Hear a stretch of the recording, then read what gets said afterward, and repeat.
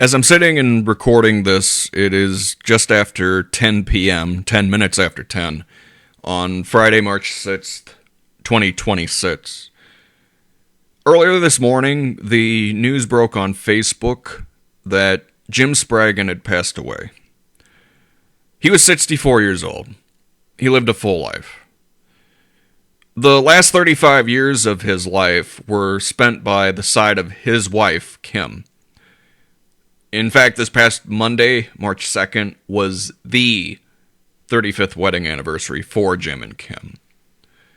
My thoughts go to Kim, to Julian, their son, to Taylor, their daughter, to all friends and family, and those that they attended church services with over at Grace Community Church. I do not consider myself eloquent when it comes to death, grief, loss. I've experienced such and seen such in recent years, especially this past week. My friend Heather and I, a mutual friend of ours, lost their spouse. My friend Heather referred to this as the fragility of life. There are hundreds of people Jim knew and was closely associated with, friends, family aforementioned, who may have it better than me at expressing the loss that we're all dealing with. I deal with the real, and the real is this.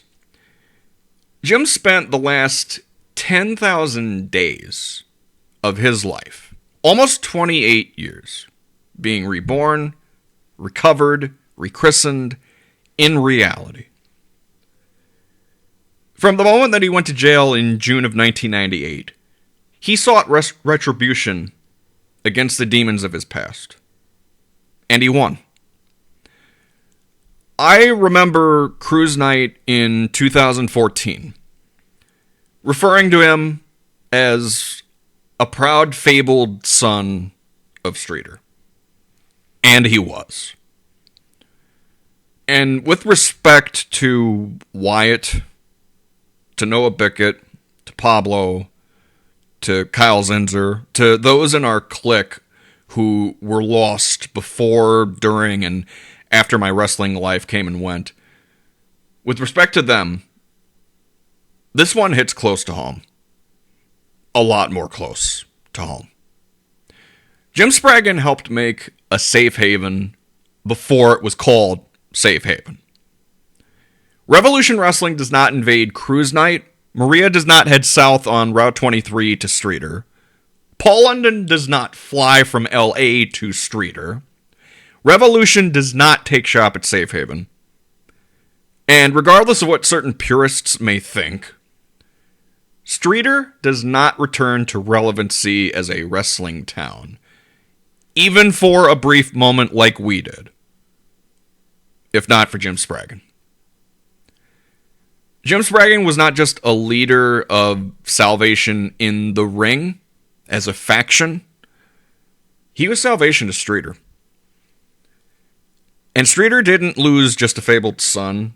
Streeter lost God. And not just that towering church that's a block from me that's going to soon turn into a gas station. Where I find solace in lacking fluid emotion is in a personal philosophy that I've followed for years since the murder of my own sister.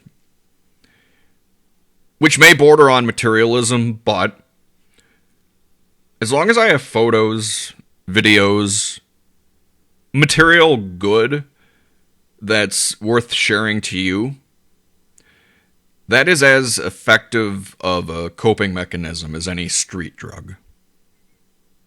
Jim Spraggon gifted me a 1951 Mickey Mantle New York Yankees jersey, which I still have. When I left RevDub, as a token of appreciation, he gifted me an Eli Manning New York Giants jersey, which I still have. I dare say, if that chain of events that brings Revolution from the Valley to Streeter doesn't take place because of Jim Spraggon, my documentary doesn't get made. And I don't rehash that footage for another 21 parts last year on my channel. I probably recorded too much. I'm not going to lie. But you program yourselves to remember certain pieces of your life the way you do, and so do I. One other piece of information I must point out. Maybe this relates, maybe it doesn't. I live, depending on where exactly your steps take you, less than 2 blocks from Safe Haven.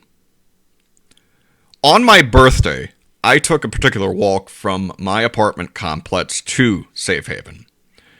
Basically, walk west on East Kent Street, past that church that I mentioned earlier, cross the intersection from the former family video, turn left to go down North Bloomington Street until you reach the parking lot of Safe Haven. The total amount of steps from the outside of the side of my apartment building to the first step you take to see the entire Safe Haven parking lot. The total amount of steps is 666. Sits.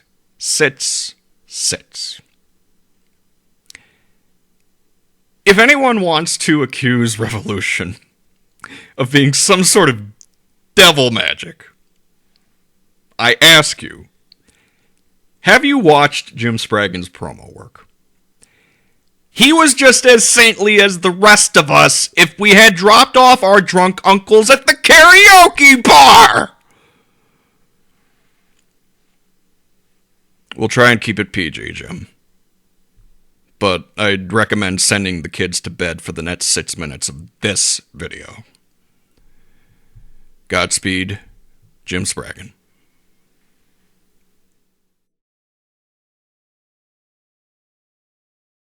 Okay, now we're recording.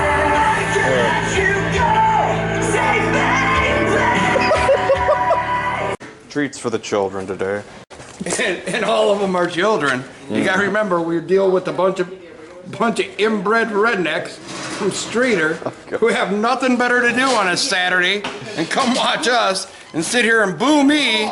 Oh, well, they can boo me all they want because I'm stealing shit from their trailers when they're not there.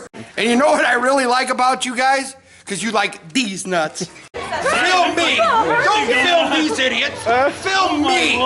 It's about salvation. It's not about the princess or this little weasel, whoever she thinks she is. Get in here, referee.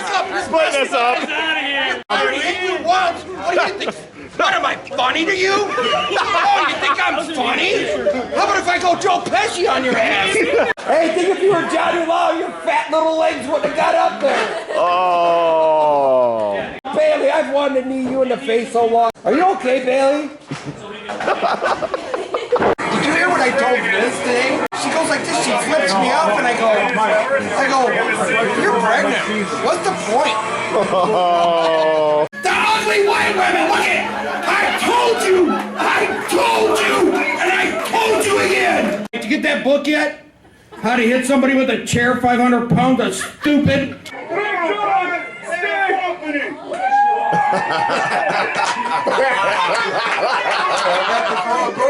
And your dumbass is stupid enough to side yourself with Houston. We'll be talking about Mike's beard today, too. He probably... We'll worry about that later there, you big dumbass. That's why salvation sucks. Hey, you know why? Because his mom... I learned from his mom last night.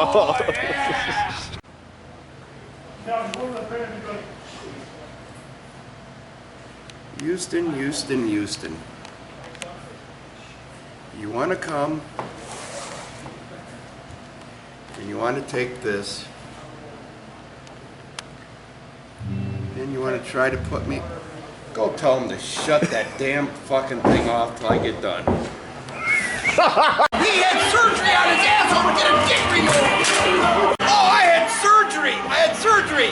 Yeah, penis removal surgery! The man who likes holding wood in his hand all the time is going to make a comment. I swing it good! I give up, dude. I'm done with you guys. All you guys. Oh, wait till I start talking about you today. You're really gonna call me a dick. You and your spooning episode with your speech therapist. Hiding under the desk! No wonder Mitchell's got a smile on his face! You don't know when it's coming. You don't know what it is. But trust me. You're in for a wild surprise. You'd smell a jar of alcohol and you'd be drunk. I'll go get Gina. Look at Gina! Yay! I'm having a heart attack now. He's my little chubby buddy. That's Minor. He screws buddies and he likes sheep. Oh Lord! Minor come walking up and he seen a sheep with his head stuck in the fence and a guy doing him. And the guy looked at him and says, "Yeah, you want to try that?" So Minor stuck his head in the fence. Because he tries to really hurt the sheep. What the hell was that, Kennedy? Holy crap! That's my Minor impression. If I tried to... You sure you didn't throw something out? I didn't see nothing thrown out of your pants, and we know that didn't happen. This lady that's married to my cousin, when I was in Snake's Face, all I hear from the crowd last week is, "Kick that son of a bitch's ass!" And I'm like, man, you're married to my cousin. I must be doing a good job. People hate me.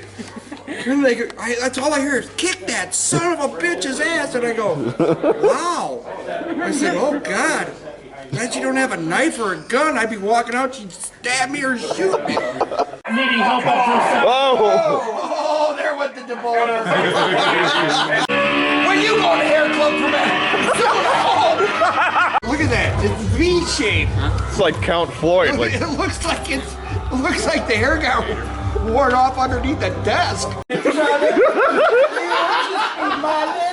My little money maker in prison, and I'll get my name tattooed right on that big forehead here.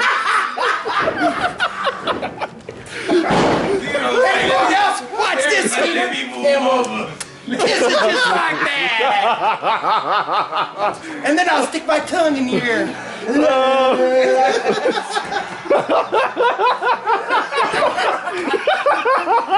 My head hurts now. Peter. what? I'm doing commentary with you. That's your deal. Good luck. God. Thank you. Salvation will be here all week. If you want some more dumbasses cut down, just